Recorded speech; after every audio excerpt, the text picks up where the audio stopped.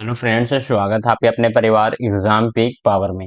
मेरा नाम है योगेंद्र और आज की सेशन में हम आपके लेकर आ चुके हैं मोस्ट इम्पोर्टेंट क्वेश्चन, वो भी किस कौन सा पेपर का।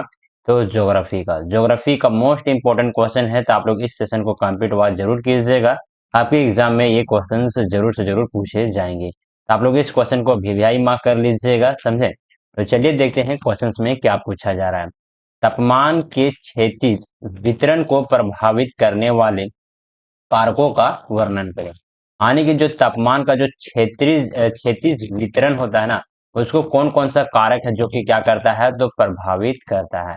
इसके बारे में पूछा जा रहा है। इस क्वेश्चन को हम लोग आसानी से एकदम आसान से आसान भाषा में समझने का प्रयास करेंगे।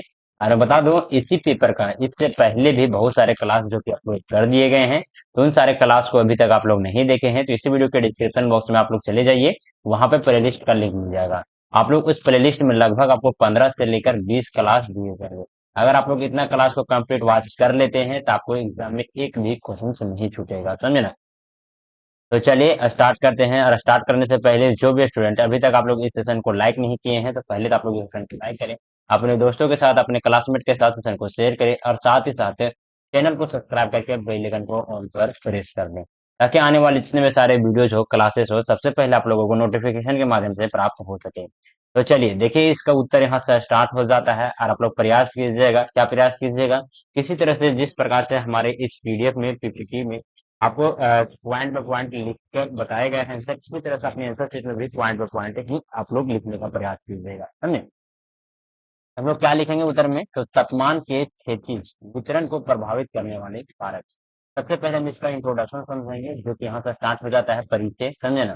तो तापमान का क्षैतिज वितरण पृथ्वी की सतह पर विभिन्न स्थानों के बीच तापमान तापमान में बदलाव को क्या करता है, दर्शाता है। यानी कि अलग अलग क्षेत्र पर विभिन्न स्थानों पर क्या करता है, उनके बीच में जो तापमान बदलता है, परिवर्तन होता है, उसी को क्या करता है, तो दर्शाता है। हैं? यह वितरण विशेष रूप से स्थान, मौसम और जलवायु के भौगोलिक और कारणों के कारण आगे तापमान के वितरण को प्रभावित करने वाले प्रमुख कारक हैं। चलिए आगे हम लोग देखेंगे कौन कौन से कारक हैं जो कि तापमान के क्षैतिज को क्या करता है, तो प्रभावित करता है। तो सभी कारणों को हम लोग समझेंगे।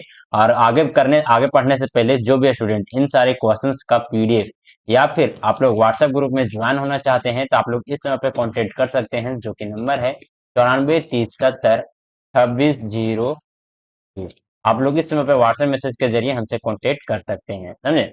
तो चलिए आ जाते हैं, देखिए हम इसमें क्या लिखेंगे। फर्स्ट प्रभावित करने वाले कारक कौन है?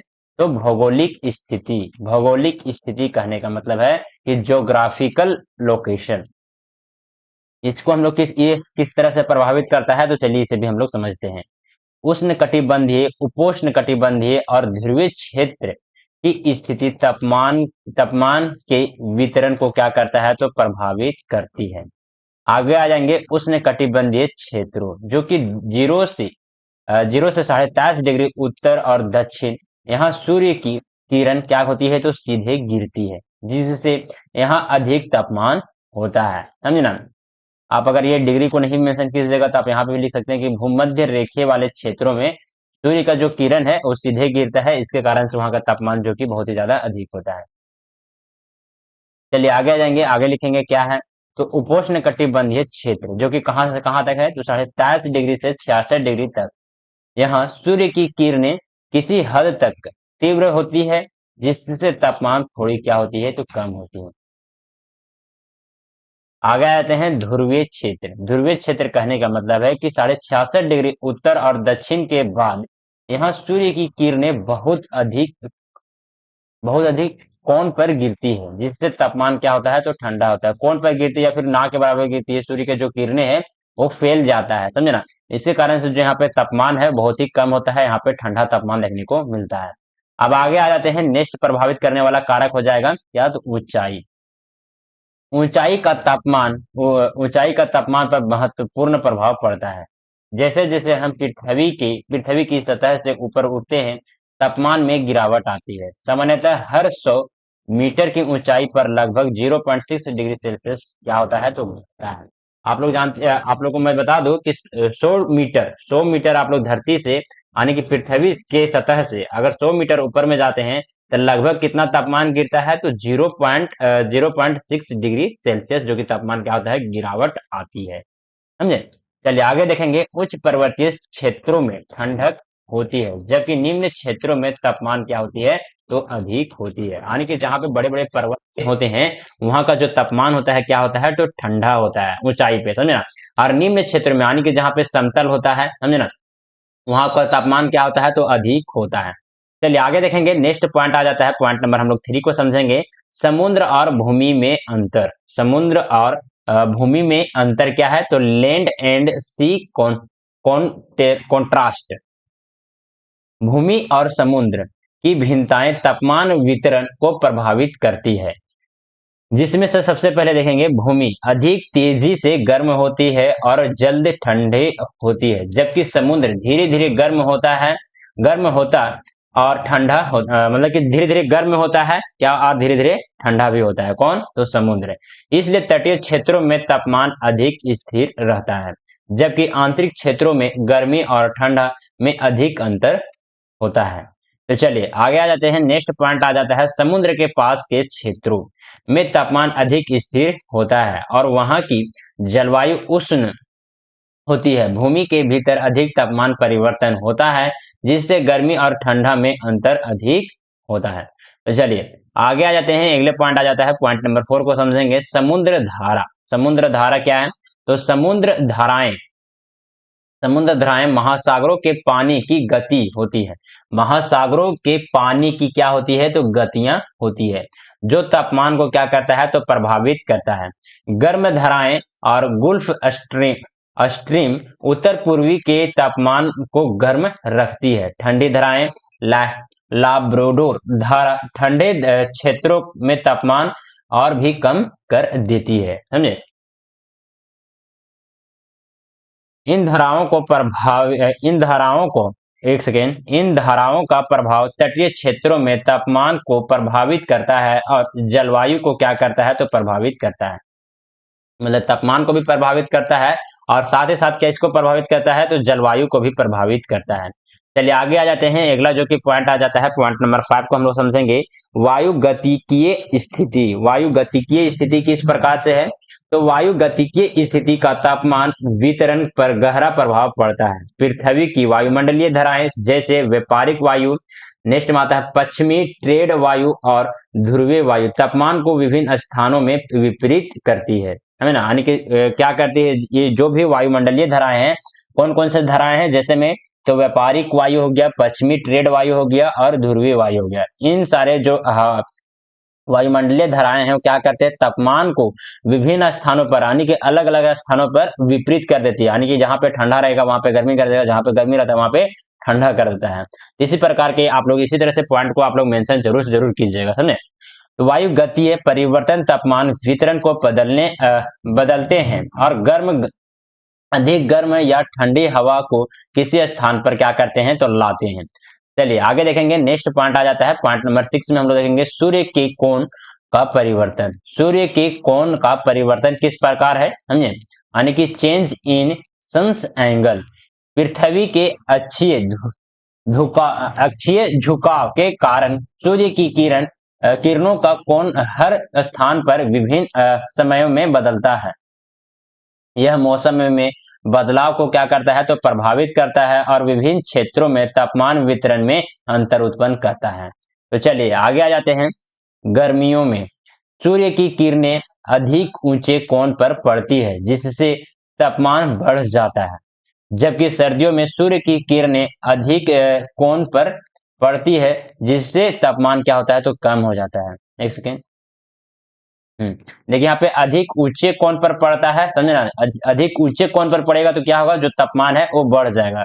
लेकिन सर्दियों में सूर्य की जो किरणें हैं अधिक कोण पर पड़ता है, किस पर पड़ता है, अधिक कोण पर पड़ता है, जिसके कारण यहाँ पे तापमान क्या हो जाता है, तो कम हो जाता है। ध्यान में रखिएगा इन सारे पॉइंट को। चलिए आगे देखेंगे, नेक्स्ट पॉइंट आ जाता है बादल और वर्षा। बादल सूर्य की किरणों को अवरुद्ध कर सकते हैं। कहने का मतलब है कि जो सूर्य का किरण है उसको बादल क्या कर सकता है, रोक सकता है, अवरुद्ध कर सकता है और तापमान को प्रभावित कर सकते हैं। जब बादल अधिक होते हैं तो वे सूर्य की किरणों को पृथ्वी तक पहुंचने से रोकते हैं, जिससे तापमान कम हो सकता है।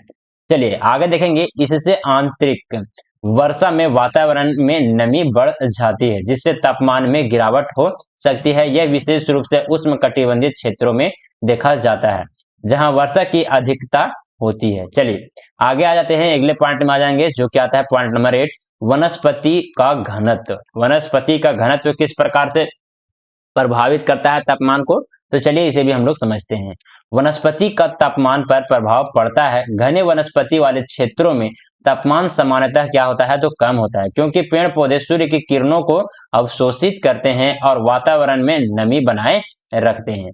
कहने का मतलब है कि जिस स्थान पे, जिस जगह पे बहुत ही ज्यादा वनस्पति होता है, पेड़ पौधे होते हैं, तो उसका जो सूर्य का जो प्रकाश होता है, जो सूर्य का किरण होता है, वो क्या करता है, अवशोषित कर लेते हैं पेड़ पौधे, समझे ना, या फिर उसको नीचे पृथ्वी के सतह पर उसको आने ही नहीं देते हैं, अवरोधित का भी कार्य करते हैं। इसके कारण से जो वहां का वातावरण होता है वो क्या होता है, तो नमी रहता है, समझे ना, ठंडक रहता है।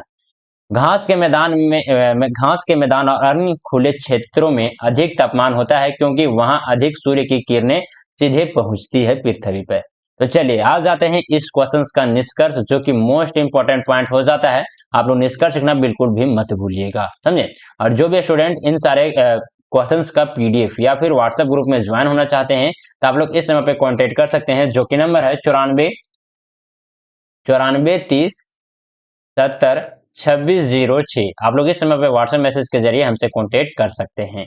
तो चलिए आ जाते हैं निष्कर्ष को हम लोग समझेंगे। तापमान का क्षेत्रीय वितरण पृथ्वी पर विभिन्न भौगोलिक, जलवायु और मौसमी कारणों से प्रभावित होता है।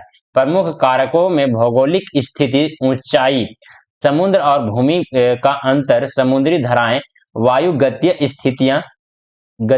स्थितियां, सूर्य के कोण का परिवर्तन, नेक्स्ट में आता है बादल और वर्षा तथा वनस्पति का घनत्व शामिल है। इन कारकों के संयोजन के कारण पृथ्वी पर विभिन्न स्थानों में तापमान में विभिन्नता होती है। विभिन्नता कहने का मतलब है कि अलग अलग तापमान देखने को मिलता है, समझे। तो चलिए आप लोग को ये सेशन कैसा लगा, प्लीज आप लोग हमें कमेंट के माध्यम से जरूर से जरूर बताने का प्रयास कीजिएगा, अपना फीडबैक जरूर दीजिएगा, समझे। और जो भी स्टूडेंट अभी तक आप लोग इस सेशन को लाइक नहीं किए हैं, तो पहले तो आप लोग इस सेशन को लाइक करें, अपने दोस्तों के साथ, अपने क्लासमेट के साथ सेशन को शेयर करें, और साथ ही साथ अभी तक आप लोग इस चैनल को सब्सक्राइब नहीं किए हैं, तो चैनल को सब्सक्राइब करके बेल आइकन को ऑल पर प्रेस कर लें, ताकि आने वाली जितनी भी सारी वीडियोज हो, क्लासेस हो, सबसे पहले आप लोगों को नोटिफिकेशन के माध्यम से प्राप्त हो सके। चलिए और देखिए यहाँ पे बहुत सारे जो कि कंटेंट इसी पेपर का तैयार कर लिया गया है। तो अगर आप लोग इसी तरह से सीक्वेंस वाइज इस पेपर का कंप्लीट तैयारी करना चाहते हैं, तो आप लोग इसी वीडियो के डिस्क्रिप्शन बॉक्स में चले जाइए, वहां पे सारा का सारा इस पेपर का जो भी कंटेंट है वो अरेंज कर दिया गया है प्लेलिस्ट में, तो वहां से भी जाकर आप लोग आसानी से इस पेपर का कंप्लीट तैयारी कर सकते हैं। तो चलिए सेशन को यहीं पर एंड अप करते हैं, मिलते हैं आप लोग से अगले सेशन में, तब तक के लिए जय हिंद, वंदे मातरम।